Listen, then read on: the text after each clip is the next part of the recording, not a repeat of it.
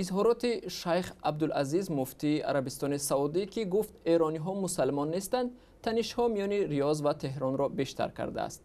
به دنبال اظهارات شیخ عبدالعزیز، محمد جواد ظریف در پیام در توییتر خود نوشت که اسلام ایرانیان شباهت با افراطگری مفتی وهابی عربستان سعودی ندارد. در این باره حالا صحبت خواهیم داشت با خبرنگار رادیو فردا خانم رویا کریمی مجد. خانم کریمی، خوش آمدید به استودیوی ما و میگفتید که آیا این تنش ها با همین ادامه خواهند داشت یا که با همین انجام می شود؟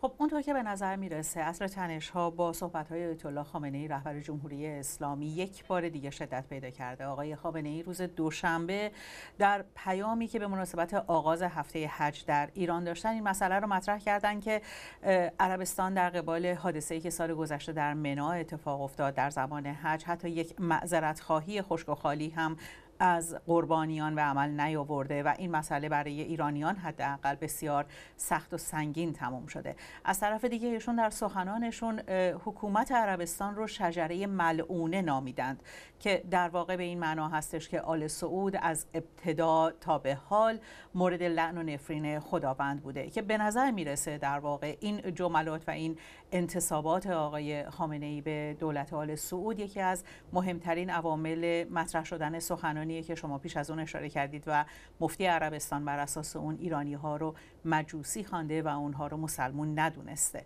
اما به نظر میرسه که کم کم ما شاهد بیشتر شدن تنش میان ایران و عربستان باشیم، تنشی که سابقه طولانی داشته آغازش و به نظر میرسه به این زودی ها هم تمام نخواهد شد. ایران و عربستان سعودی از کشورهای خیلی قدرتمند خاورمیانه هستند. فکر میکنید بیشتر شدن اختلاف و افزایش تنش روی کشورهای دیگر منطقه چه تاثیر خواهد داشت؟ به نظر میرسه که اساساً تنش میان ایران و عربستان از کشورهای منطقه شکل گرفته و ادامه پیدا کرده. ما میدونیم که در سوریه ایران و عربستان به نوعی دچار جنگ نیابتی هستند. ایران بارها و بارها حمایت خودش را از دولت بشار اسد اعلام کرده و عربستان سعودی هم صراحتاً اعلام کرده که از مخالفان میان رو دولت بشار اسد حمایت میکنه. همینطور در یمن ما میبینیم که عربستان نیروهای حوثی رو که گفته میشه تحت حمایت ایران هستند مورد حمله قرار داده و جنگ در اونجا هم ادامه داره و عراق هم همینطور. و حتی برخی از تحلیلگران ما معتقدند که ادامه روابط ایران و عربستان بستگی بسیار جدی به اتفاقات سوریه داره و اگر در مذاکراتی که همین روزها در جریان هست عربستان و دولت‌های دیگه بتونن به توافقی در حوزه مسائل سوریه برسن، شاید مسائل ایران و عربستان هم به نوعی به گشایش و برقراری دوباره روابط منجر بشه. آیا اختلاف عربستان سعودی و ایران تنها روی کشورهای خاورمیانه هست یا که اختلاف از این بیشتر نیز هست، یعنی اختلاف نظر در دیگر مسائل نیز هست بین این دو کشور؟ واقعیت اینه که اختلافات بین ایران و عربستان سابقه بسیار طولانی داره. ما میدونیم که در ابتدای انقلاب اسلامی آیت الله خمینی در یک سخنرانی بسیار تند دشمنی عربستان سعودی رو حتی قدی‌تر و قوی‌تر از دشمنی با آمریکا اعلام کردند. آمریکایی که همواره از منظر جمهوری اسلامی امپریالیسم بزرگ شناخته میشد.